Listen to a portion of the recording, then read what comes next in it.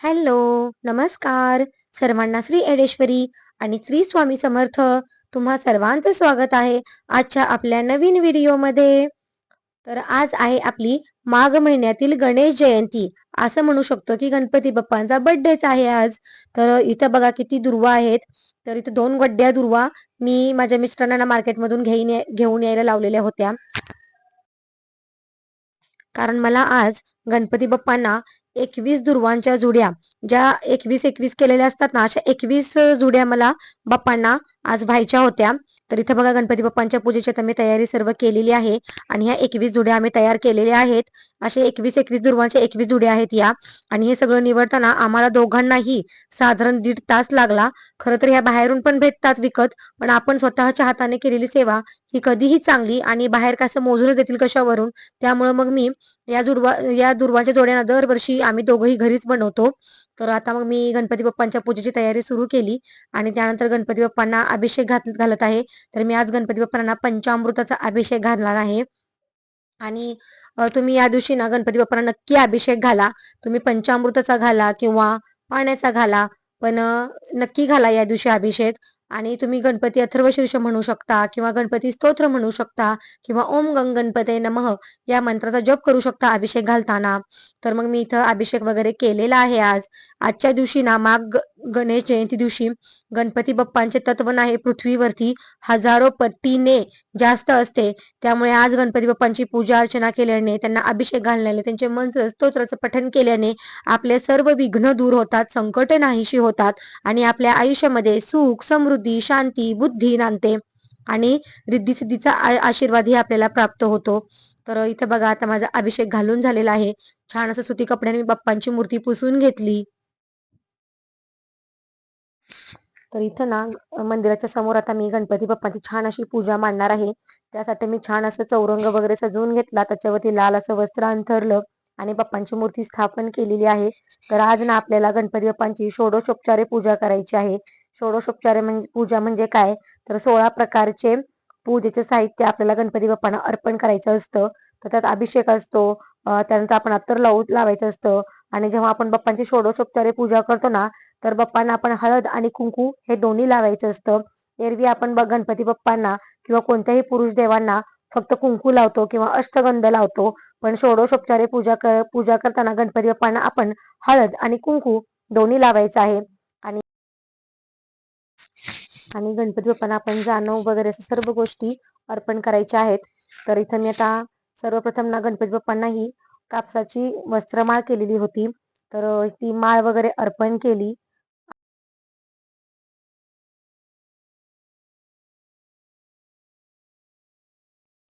बरीच लोक या दिवशी उपवासही पकडतात. आम्ही घरात याचा नेहमी गणेश जयंतीचा उपवास पकडतो. तर हा उपवास ना आपल्याला एकदम गणपती बाप्पांच्या चतुर्थीसारखाच पकडायचा आहे. दिवसभर आपण उपवास करायचा. संध्याकाळी गणपती बाप्पांची आरती करायची. गणपती बाप्पांना मोदकाचा नैवेद्य दाखवायचा आणि त्यानंतर मग आपण उपवास सोडायचा आहे. तर अशा प्रकारे हे व्रत आपण करायचं असतं. त्यानंतर आपल्याला आज मंत्र स्तोत्रांचं पठण पण करायचं असतं. तर इथं बघा मी गणपती बाप्पांना जानव अर्पण केलेला आहे. मग ते जानव काय वरतून बसायलाच तयार नव्हतं. मग मी परत ती माळ वगैरे घातलेली काढली. त्यानंतर गणपती बाप्पांना जानव अर्पण केलं. जानव हे ना नेहमी गणपती बाप्पांच्या डाव्या खांद्यावरून उजवीकडे सोडायचं असतं. तर मी त्यांच्या डाव्या खांद्यावरून ते जानव घेतलं आणि छान असं त्यांना अर्पण केलं आणि त्यानंतर मग त्यांची छान अशी षोडशोपचारे पूजा केली. आणि आज आपण गणपती बाप्पांच्या अथर्वशीर्षाचं पठण करायचं आहे. गणेश स्तोत्र जे आहे आपल्या नित्यसेवेच्या पुस्तकामध्ये, त्या गणेश स्तोत्राचं पठण तुम्ही करू शकता किंवा गणेश गायत्री मंत्र आहे त्याची एक माळ जप करायची आहे. तर आज मी ना त्याचे 21 जुड्या आहेत ते गणपती बाप्पाच्या चरणामध्ये 21 वेळा गणपती अथर्व शीर्ष म्हणून असं अर्पण करणार आहे. तर गणपती बाप्पांना लाल फूल खूप प्रिय आहे. मला आज जास्वंदीचं फूल नाही भेटलं म्हणून मग मी गुलाबाचं फूल अर्पण केलेलं आहे गणपती बाप्पांना. तर असे धूप, दीप, अगरबत्ती, पुष्प सर्व काही अर्पण करून अशी मी बाप्पांची पूजा केली आणि त्यानंतर मग गणपती बाप्पांची आरती केली आणि त्यानंतर मग मी आजच्या जे काही महत्त्वाच्या आपल्या सेवा आहेत गणपती बाप्पांच्या त्या करून घेतल्या. आणि आज योगायोगी गुरुवारी आहे. त्यामुळे आज स्वामींची आणि गणपती बाप्पांची सेवा करण्याचं भाग्य आपल्या स्वामी सेवेकरांना लाभलेलं आहे.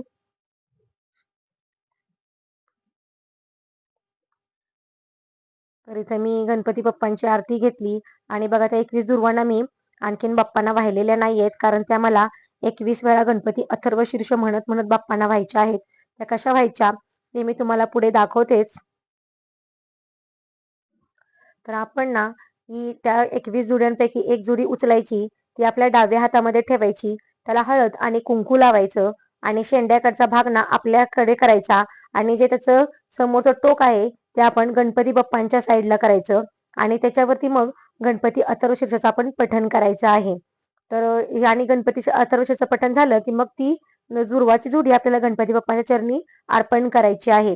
तर हे मंत्र स्तोत्र पठण केलेले ना खरंच आपल्या घरामध्ये ना खूप खूप सात्विकता आणि सकारात्मक लहरी येत असतात.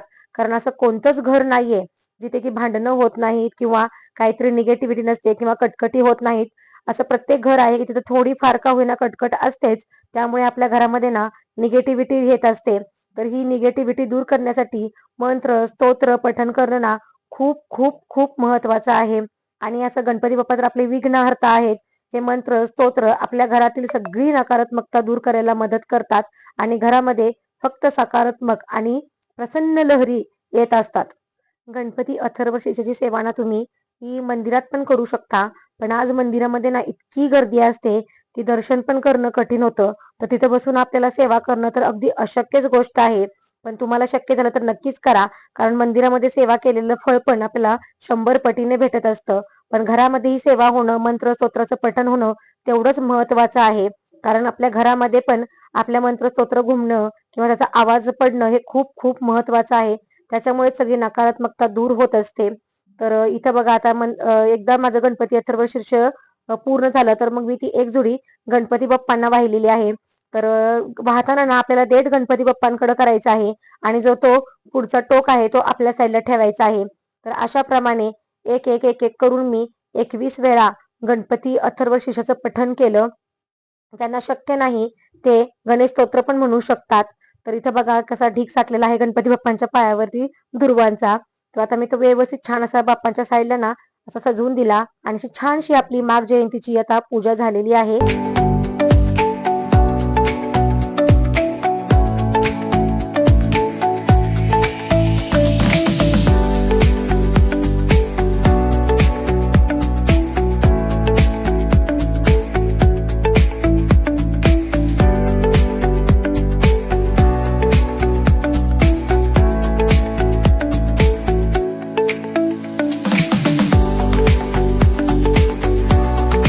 तर इथं आता संध्याकाळ झालेली आहे आणि मी रात्री आता गणपती बाप्पांची आरती पहिल्यांदा करून घेतली आणि त्यानंतर इथं बघा मी गणपती बाप्पांचे फेवरेट असे उकडीचे मोदक मी बनवत आहे.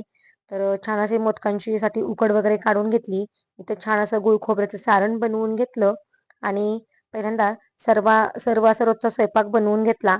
कारण आज मला 2-3 ठिकाणी हळदी कुंकाला पण जायचं होतं. तर म्हटलं मग गणपती बाप्पांना नैवेद्य दाखवूनच आपण हळदी कुंकाला जाऊयात. म्हणजे घरातलं सगळं व्यवस्थित झालं तर आपलं पण मन लागतं. पूजा अर्चना व्यवस्थित झालं की बरं वाटतं. तर इथं मग मी आता पहिला सगळा स्वयंपाक आज लवकरच उरकून घेतला. बाप्पांची आरती करून घेतली आणि मग मोदक बनवायला घेतले. तर इथं बघा मी आता छान असे उकडीचे मोदक बनवून घेतलेले आहेत. आणि आज घरात आमच्या सर्वांचाच उपवास असतो. त्यामुळे सगळ्यांना उपवास पण सोडायचा होता. तर एका साईडला मोदक बनवता बनवता मी स्टीम करण्यासाठी पाणी पण ठेवलेलं होतं. तर त्याचं पाणी पण छान असं उकळलं. तर ते चाळणीमध्ये छान असं स्टीम करायला मी ठेवले सगळे मोदक एक एक करून. तर अशा प्रकारे छान असे मोदक वगैरे बनवून घेतले आणि त्यानंतर मग गणपती बाप्पांना त्याचा नैवेद्य मी दाखवून घेतलेला आहे. तर मला 2-3 ठिकाणी ना हळदी कुंकवाला जायचं होतं. म्हणून मग मी अशी छान अशी साडी घातलेली होती आणि गणपती बाप्पांना नैवेद्य दाखवून घेतला. तर आपण जे रोज जेवण करतो, जे काही आपलं जेवायला केलेलं आहे त्याचा पण नैवेद्य मी गणपती बाप्पांना दाखवला आणि मोदकांचा पण नैवेद्य गणपती बाप्पांना दाखवून घेतला. जे आपण भाजी भाकरी केलेली आहे त्याचा पण नैवेद्य आपण बाप्पांना दाखवायचा आहे आणि त्यानंतरच मग आपण उपवास सोडायचा. तर असा होता आजचा व्हिडिओ. व्हिडिओ कसा वाटला मला नक्की सांगा. व्हिडिओ आवडला असल्यास व्हिडिओला लाईक, शेअर आणि सबस्क्राईब करा. तोपर्यंत सर्वांना श्री स्वामी समर्थ. भेटूयात आपल्या पुढच्या नवीन व्हिडिओमध्ये.